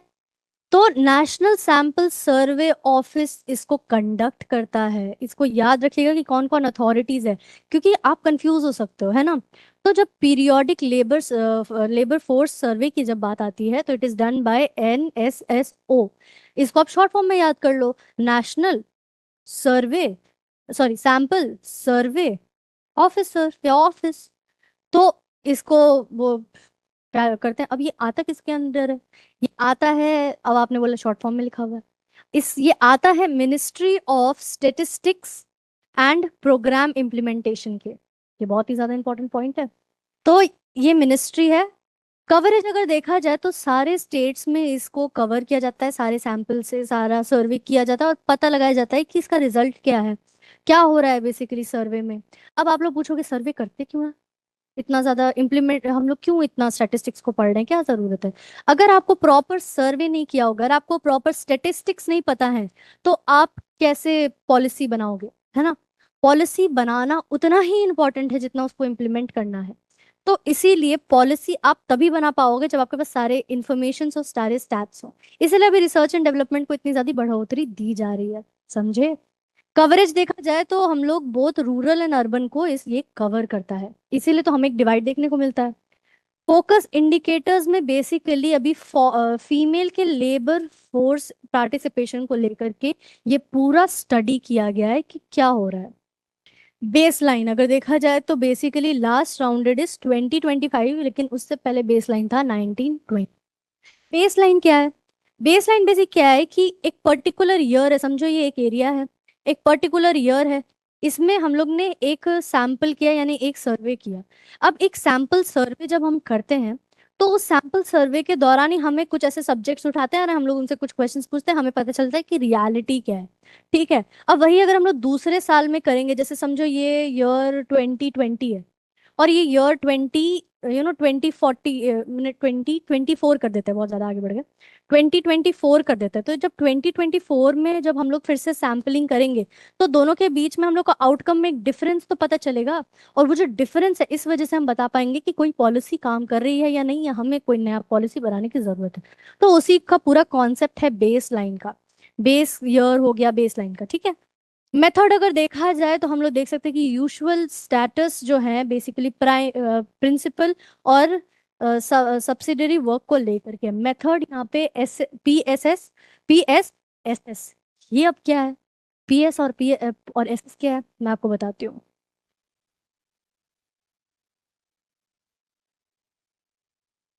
बेसिकली क्या है कि अगर आप बात करो तो पीएस बेसिकली अगर किसी इंसान का प्रिंसिपल इनकम है, ठीक है, तो प्रिंसिपल इनकम यानी कि अगर मैं वही मिठाई वाला हूँ, तो अगर मैं मिठाई बेचती हूँ तो जिस वजह से जो जो मेरा इनकम आता है वो मेरा हो गया प्रिंसिपल, प्रिंसिपल एस, ठीक है, पी एस हो गया। और वही अगर मैं कुछ एक्स्ट्रा काम कर रही हूँ, जैसे कि मैं ना बाहर जाके झाड़ू भी लगा रही हूँ, तो उसकी वजह से जो मेरा एक्स्ट्रा इनकम आया, तो वो जो एक्स्ट्रा इनकम है वो मेरा सब्सिडरी वर्क में आ जाता है। ठीक है, तो ये दो मेथड दोनों को एंगेज करते हुए कैलकुलेट किया जाता है कि क्या है क्या नहीं है। ठीक है, तो मेथड ये हो गया। और एनालिटिकल अगर लेंस की बात करें तो अगेन AAPP को हम लोग एज अ रेफरेंस देखते हैं, और जो ये LPR है इसको हम लोग देखते हैं कि कितना फोर्स पार्टिसिपेशन रेट क्या है। अब आप लोग थोड़ा कंफ्यूज हो रहे होगे कि ये AAP क्या है, ये है, बताती हूँ मैं। ठीक है, सबसे पहले आप देख लो, ये सब कुछ ऐसे इंपॉर्टेंट आंकड़े हैं जो आपको पता होने चाहिए। आप इसको मेंस में यूज कर सकते हो। ठीक है, तो इस वजह से जो नंबर्स ऊपर में है वो यही बता रहे हैं कि रूरल इंडिया जो है वो एक्चुअली में उसका पार्टिसिपेशन ज्यादा है, और वो बेसिकली कोविड 19 के बाद से एफिशिएंसी बढ़ते हुए दिख रहा है। ठीक है, वही अगर अर्बन की बात करें तो इम्प्रूवमेंट है, लेकिन उतने लेवल पे नहीं है जितना होना चाहिए, और कुछ कुछ स्टेट्स में तो नेगेटिव में भी है। ठीक है, तो इन नंबर्स की वजह से हमें यही पता चलता है। अब AAP क्या है, फाइनली अब हमें पता चलेगा कि AAP है क्या basically. Average annual percentage point, ये किसी चेंज को दर्शाता है। अब अगर मैंने दो पॉइंट ले लिया, समझो ये A पॉइंट है, ये B पॉइंट है ना। अब इन दोनों के बीच में अगर 10 मीटर्स की दूरी है, तो ये जो चेंज है, जैसे A इधर से आई, इधर रुकी एंड इधर चली गई, तो ये जो चेंज है फ्रॉम, अगर मैं पूछूंगी कि B पॉइंट और A पॉइंट के बीच में डिफरेंस क्या है, तो उसका अगर हम लोग डायरेक्शन या फिर अगर हम लोग डिफरेंस देखें तो 10 मीटर्स है।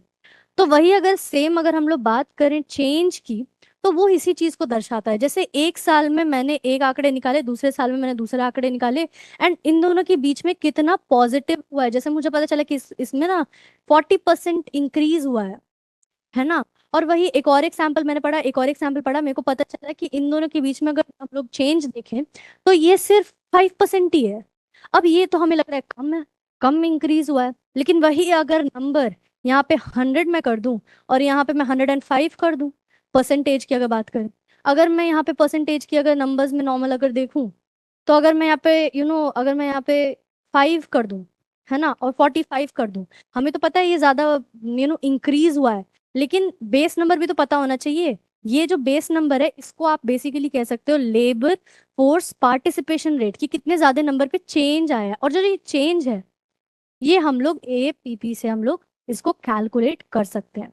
ठीक है, तो इट्स अ वेरी नाइस, इससे पता चलता है कि सिर्फ AAPP जो है वो इनफ नहीं है, हमें साथ साथ में जो बेस लाइन है लेबर फोर्स पार्टिसिपेशन रेट का वो भी जानना जरूरी है। तभी हम कंपेयर कर पाएंगे कि किस स्टेट में ज्यादा जरूरत थी एक्सपोनेंशियली ग्रो करने की, और कहाँ कौन से रीजन में जरूरत नहीं थी, लेकिन फिर भी बहुत ही ज्यादा लेवल पे एक्सपोनेंशियली ग्रोथ हुआ। ठीक है, तो वो दोनों चीज अगर हम लोग को रियल पिक्चर जाना है तो ये दोनों ही बातें हमें पता होनी चाहिए। तो APP हो गया। पर्पस अगर देखा जाए तो जो पेस ऑफ चेंज है उसको दर्शाता है, जैसे मैंने अभी आपको समझाया कि एक नंबर से अगर दूसरे नंबर में अगर देर इज समथिंग, परसेंटेज हटा ही दो, कंफ्यूजन हो जाएगा आप लोगों को। तो इस चीज में अगर आप देखोगे कि ये इधर से इधर अगर जैसे चेंज किया है तो उस चीज को दर्शाता है ये। लिमिटेशन देखा जाए कि अगर लो भी है, यहाँ पे 5 था ना, अगर लो भी है तो भी इट डजंट रिफ्लेक्ट्स कि अगर ऑलरेडी अगर हाई बेसलाइन है पार्टिसिपेशन रेट का, तो उस चीज को लेकर के हम लोग देख सकते हैं कि एक्चुअल पिक्चर नहीं पता चल पाता हमें। जब तक हमें दो नंबर्स नहीं पता है, पार्टिसिपेशन रेट नहीं पता है, तब तक हम लोग AAP अगर सॉल्व भी कर लेते तो वो अगर नेगेटिव में भी आ रहा है तो हमें लगेगा ना कि ये तो लो पार्टिसिपेशन को दर्शाना चाहिए, that confusion should be there. तो वो कंफ्यूजन नहीं होना चाहिए एज एन एस्पिरेंट आपके माइंड में। बेस लाइन जो हुआ ना, तो वो बेसिकली आप अलग अलग बेस लाइंस रख सकते हो ताकि आप उसको कैलकुलेट करो। कंबाइंड लेंस, यानी कि दोनों को कंबाइन करेंगे तभी हमें एक्चुअल पिक्चर पता चलेगा, ये पॉइंट यही बता रहा है। और यूज की अगर बात करें तो हम जानते हैं कि AAPP जो है वो इंडिकेटर है, इंडिकेट करता है बहुत सारी चीजों को, क्या से क्या पेस ऑफ इम्प्रूवमेंट हुआ कि नहीं और क्या क्या है। ठीक है, तो ये पूरा इसका कॉन्सेप्ट है। अब रूरल में अगर आप देखोगे तो कौन कौन से ऐसे स्टेट हैं जहाँ पे रूरल में बहुत बढ़ोतरी देखने को मिली है, वही आप अर्बन में देखोगे तो ऐसे भी कुछ स्टेट्स हैं जहाँ पे आपको बढ़ोतरी देखने को मिली है। अगर आपको ये PPT चाहिए तो आप इसको you can text it, you can tell us in the comments and हम लोग आपको भेज देंगे, आप आपका ईमेल आईडी हमें भेज दीजिएगा। वही अगर हम लोग रूरल अर्बन डिवाइड की बात करें, जो मेन मुद्दा है इस पूरे मॉड्यूल का, अगर इसके बारे में बात करें तो हम देख सकते हैं कि रूरल में जो है हम लोग 12.9% में इंप्रूवमेंट देख सकते हैं, लेकिन वही अगर अर्बन में देखें तो जस्ट 4.4, जस्ट 4.4 के वजह से यू कैन सी दिस कि किस तरीके से देर इज अ डिवाइड। अब बेसिकली हो क्यों रहा है ये, है ना? जो रूरल है it is actually collecting and it is actually commenting on a status कि किस तरीके से जो रूरल इंडिया में एम्प्लॉयमेंट, जो फीमेल का पार्टिसिपेशन बढ़ते हुए हमें दिख रहा है, वो क्यों दिख रहा है? वो इसीलिए दिख रहा है क्योंकि it is associated with the the profiles, the job and the economy of the rural India. यानी कि अगर रूरल की बात करें तो इसमें आपको क्या क्या मेल हो जाएगा? सबसे पहले आपके दिमाग में जाएगा एग्रीकल्चर, एक है, फिर आ जाएगा आपका लेबर हो गया, है ना? तो ऐसे दो तीन और सेक्टर्स हैं जो लेबर के, जो कि रूरल इंडिया को दर्शाते हैं। एंड रूरल में बेसिकली क्या होता है ना कि whenever there is a shortage of money, everyone will contribute to ensure कि उनके घर का जो ये जो इकोनॉमिक्स है वो बहुत स्टेबलाइज रहे, है ना? रूरल में ये चीज देखने को मिलता है। लेकिन वही अगर हम लोग अर्बन की बात करें तो हम लोग एक देख सकते हैं कि स्टेट्स के बीच में ना एक इरेगुलरिटी देखने को मिल रही है। और अर्बन में फीमेल पार्टिसिपेशन कम होने का मेजर रीजन ही यही है, इज द केयर इकोनॉमी। अब केयर इकोनॉमी क्या है मैं बताती हूँ। केयर इकोनॉमी जो है वो बेसिकली वेनेवर, जो भी आपकी जैसे हाउसवाइफ हो गई कोई, है ना, सम लेडीज अ हाउसवाइफ, अब वो जो हाउसवाइफ है उन्होंने तो पूरे दिन भर काम तो करा, ऐसा तो नहीं है कि वो बैठी हुई थी, उन्होंने काम तो करा बट उनका उनको इकोनॉमी नहीं मिला। तो वही केयर इकोनॉमी को दर्शाता है। तो वही अर्बन एरियाज में अगर देखा जाए तो हमें देखने को मिल सकता है कि सबसे ज्यादा इश्यूज आ ही रहे हैं केयर इकोनॉमी को लेकर के। और जैसे स्किल मिसमैच्ड को भी लेकर के एक थोड़ी सी एक पॉइंट सामने आती है। लेकिन वे फॉरवर्ड की अगर बात करें तो अर्बन जॉब्स जो हैं वो फीमेल फ्रेंडली और फॉर्मल सेक्टर्स में अभी तक एक्सपैंड उतना नहीं हो पाए, इसलिए उनको एक्सपैंड करना जरूरी है। आप देखते हो कि जैसे रूरल में क्या है कि यू कैन इजीली ट्रांसपोर्ट, आसानी से एक प्लेस से दूसरे प्लेस जाकर के काम करके वापस आ सकते हो। वही लेकिन अर्बन की बात होती है तो आपको एक जगह से दूसरी जगह लॉन्ग डिस्टेंस ट्रैवल करना पड़ता है, वो सेफ्टी इंश्योर नहीं होता फॉर फीमेल फ्रेंडली, वो सेफ्टी होना चाहिए वो नहीं इंश्योर होता। तो वो चीज हमें देखने को मिल गया। केयर इकोनॉमी को बहुत दिनों से बोला जा रहा है कि इंक्लूड किया जाए, GDP में इंक्लूड किया जाए, वो बातें हो रही हैं। But care economy is a very major economy actually. And इसमें देख सकते हैं कि जो एल्डर का केयर हो गया या सेफ्टी ट्रांसपोर्ट हो गया वो चीज़ इंश्योर नहीं किया जाता। इसीलिए वे फॉरवर्ड में ये बात है। स्किलिंग जो है, जैसे अर्बन में there is more of a formal sector, ये भी बहुत ही इंपॉर्टेंट पॉइंट है इनफैक्ट। कि जैसे मैं I come from a rural background for example, कि मैं आती हूँ और मेरा जो ओनली क्वालिफिकेशन है, मैंने एक नॉर्मल सब्जेक्ट से कोई ग्रेजुएट कर ली और मेरा ओनली क्वालिफिकेशन है कि मैं ना कंप्यूटर चलाना जान सकती हूँ। लेकिन वहीं पे अगर मैं बैंगलोर चली जाऊंगी and it is a hub for IT sectors, है ना, और वो IT सेक्टर्स में there is a need of a professional जो प्रॉपर तरीके से कोडिंग कर सके। अब मुझे तो सिर्फ बेसिक कंप्यूटरिंग आती है, तो वो जो मिसमैच्ड है ना उस वजह से मेरे को तो एम्प्लॉयमेंट नहीं मिलेगा। तो वही चीज यहाँ पे देखने को मिल जाती है कि ट्रेनिंग मिसमैच्ड है। अर्बन एरियाज में ऐसे बहुत सारे सेक्टर्स हैं जो कि एक्चुअली में बहुत लोगों के क्वालिफिकेशन से मैच ही नहीं करते हैं। रूरल डाइवर्सिफिकेशन, यहाँ पे एग्री प्रोसेस हो गई, MSME हो गए, ऐसे बहुत सारे ऐसे सेक्टर्स हैं जो रूरल में अवेलेबल है। वही अर्बन में कहीं ना कहीं स्टेटस की बात आ जाती है थोड़ी सी। ठीक है, स्टेट टारगेट्स अगर देखा जाए तो देर इज अ बेंच मार्क जिसके वजह से हमें बेस लाइन और AAP को दोनों को साथ में करना चाहिए, ताकि कैलकुलेट करना चाहिए ताकि हमें प्रॉपर एक मेजरमेंट मिल सके। डेटा ट्रैकिंग की अगर बात करें तो प्रॉपर हम लोग को ना रिव्यू करना चाहिए, मॉनिटरिंग करना चाहिए, ताकि हमें मेन प्रॉब्लम तो पता चले कि बेसिकली हो क्या रहा है। Now this is a mains question, look at it and आप इसको सॉल्व करने की कोशिश करें। आगे बढ़ते हुए हम लोग आ चुके हैं इस मॉड्यूल के एंड पे, जहां पे हम लोग हमेशा प्रिलिम फोकस टॉपिक्स को देखते हैं। ओके, अब प्रिलिम फोकस टॉपिक्स को जैसे हम लोग हमेशा डिस्कस करते हैं, अब वही हम लोग देखने वाले हैं। कुछ ऐसे बहुत ही इंपॉर्टेंट इंपॉर्टेंट पॉइंट्स हैं जो आपकी प्रीलिम्स में स्टेटमेंट्स की तरह आ सकते हैं और आपको लगेगा कि अरे ये कहीं नहीं पढ़ा मैंने, क्या करूं। तो इसीलिए हम लोग ने इस चीज को इंक्लूड करा है। तो ban use of glyphosate Himachal Pradesh, इस चीज को लेकर के पिछले कुछ दिन में भी मैंने डिस्कस करा था। इस चीज को मैंने बोला था कि देखिए ये बेसिकली हर्बिसाइड है एंड इसके पोल्यूशन की वजह से क्या क्या चीजें हो सकती हैं, है ना। In fact it is cryogenic in nature. Do you know what is cryogenic? Cryogenic यानी कि कैंसर कॉजिंग। तो क्रायोजेनिक जो है, ये भी कुछ लोगों का दावा करना है कि अगर ये अगर किसी ह्यूमन या एनिमल इसके बहुत ही ज्यादा एक्सपोजर में आएगा तो it is cryogenic in nature. तो वही अगर हम लोग देखेंगे तो इसमें वही सब चीज है, ये पूरा एक पैम्फलेट है ताकि आप देख सको बेसिकली क्या है ये। पेस्टिसाइड इन द वर्ल्ड, है ना, may cause cancer, reduce of ग्लाइस ग्लाइस ग्लाइफॉसेट, ये बहुत ही ज्यादा जरूरी है क्योंकि अगर ये रिड्यूस नहीं होगा तो इसके क्या क्या रेपरकशन से ही हमने पहले भी देखा हुआ है, अभी भी थोड़ा पॉइंट हम लोग रिवाइज कर लेंगे। Big size of population is expose, अगर ज्यादा ज्यादा लोग एक्सपोज हो जाते हैं तो उस वजह से it is very very harmful. And how does it harm our health, इसमें हम देख सकते हैं क्या क्या तरीके हैं कि केमिकली इन्वॉल्व एंड एवरीथिंग।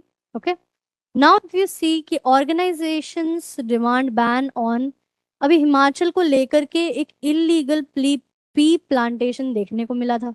अब वो पी प्लांटेशन को लेकर के जो फॉरेस्ट के जो कुछ ऐसे कंजर्वेशन एक्ट्स थे उनके वॉयलेशंस देखने को मिलते हैं, क्योंकि वो एरिया बहुत ही ज्यादा इंपॉर्टेंट है और बहुत ही ज्यादा सेंसिटिव भी है for wild life and species को लेकर के। तो उनको प्रोटेक्ट करने के लिए ही ये जो पी प्लांटेशन था वो इलीगल माना गया।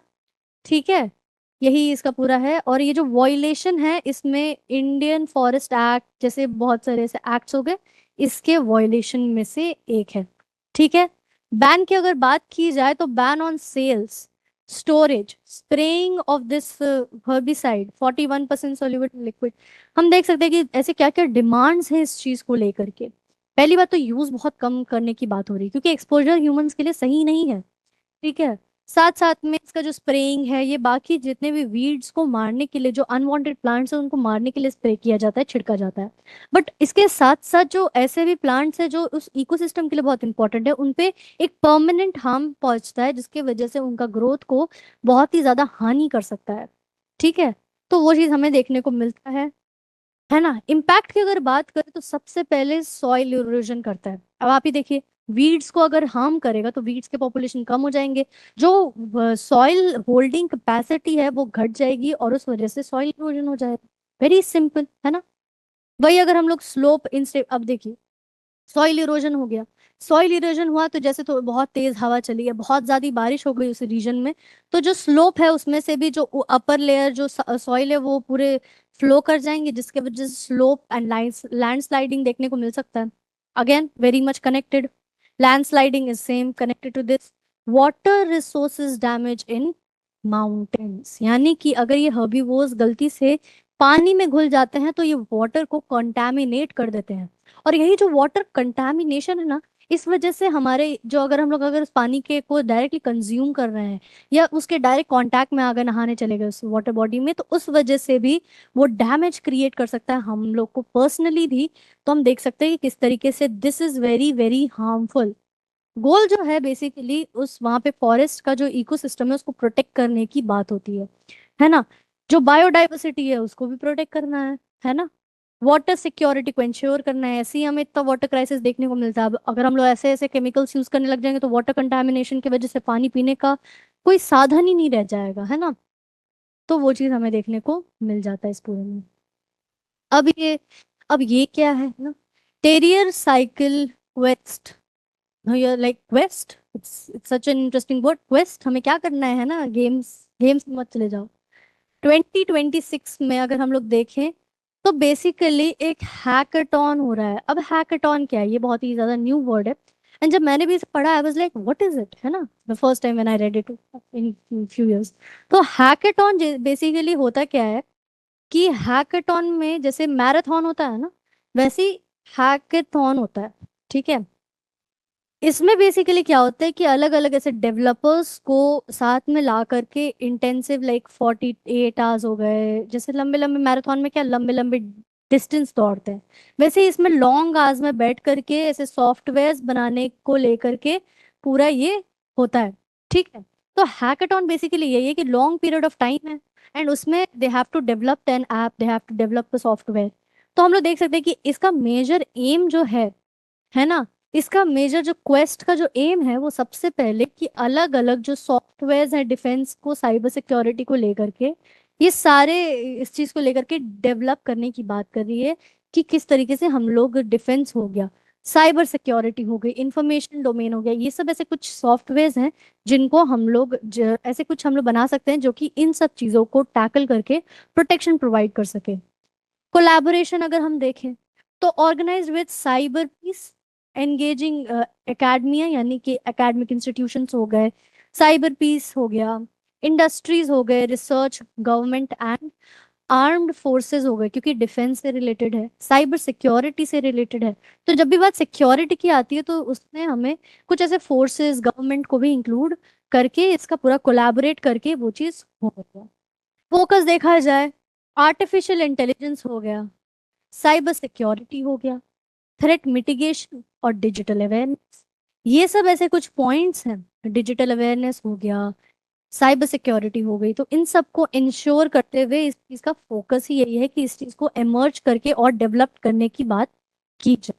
ट्रैक्स अगर देखा जाए तो बग हंटिंग, जो भी जितने भी चैलेंजेस जो कि फेस किए जाते हैं, है ना, वो सब चीज जो ऑनलाइन बेसिस पे हो रहे हैं, आर्टिफिशियल इंटेलिजेंस की वजह से हो रहे हैं, बहुत सारे ऐसे जो टेक्नोलॉजीज हैं उनके वजह से हो रहे हैं, तो उन सब चीज को टैकल करने की बात हो रही है। और सिग्निफिकेंस अगर हम देखें तो यू कैन सी दिस कि इंडिजिनस सोल्यूशन, इंडिया का बहुत ही इंपॉर्टेंट अभी टारगेट, दी इंडिजिनस सोल्यूशन, कि कोई भी प्रॉब्लम है उसे हम लोग इंडिजिनसली सॉल्व कर सकें, क्योंकि हमें ग्लोबली उतना ज्यादा डिपेंड ना करना पड़े, because it is very financially very draining.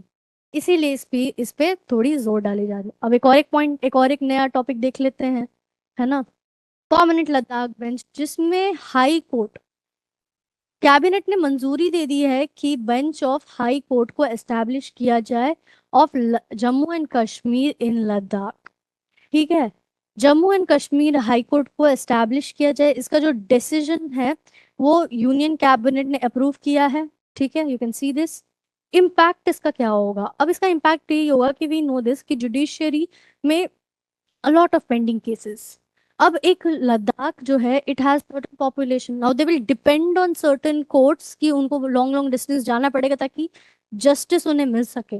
तो उतना दूर जाने से बेहतर है कि एक यहीं पे एस्टैब्लिश हो गया और जो जस्टिस है उसको सिटीजन्स तक पहुंचाया जा सके इन रिमोट एरियाज।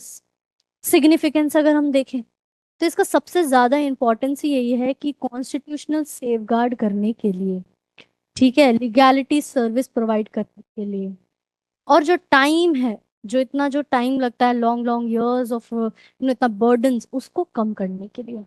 ठीक है, now there is one question, अगर आप इस क्वेश्चन को देखें तो वही ग्लाइफोसेट को लेकर के, is a broad spectrum systematic herbicide used for controlling weeds and grass? Yes.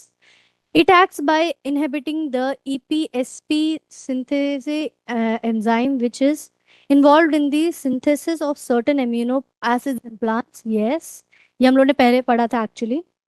अगर आपको ये इस पूरे टॉपिक से चाहिए होगा तो आप पीछे जाके देख सकते हो। और glyphosate is a selective herbicide that affects only specific weed species without harming other green plants. I highly doubt this point. Our answer is 1 and 2. You can see the answer. Now it has come to the end of this module. अब ये पूरा जो आज का जितना भी topics था हमने समाप्त कर लिया।